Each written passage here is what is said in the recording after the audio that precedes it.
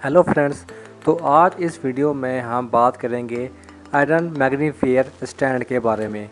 इसकी जो एलईडीज़ होती हैं वो चलती हैं 3 बैटरीज़ पर, मगर 2-3 घंटे गुजरने के बाद एलईडीज़ जो होती हैं वो बंद हो जाती हैं और सेल वीक हो जाते हैं।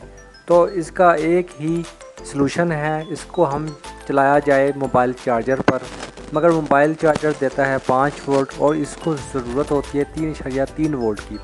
तो इसमें हम मॉडिफिकेशन करेंगे और इसको चलाएंगे हम मोबाइल चार्जर पर।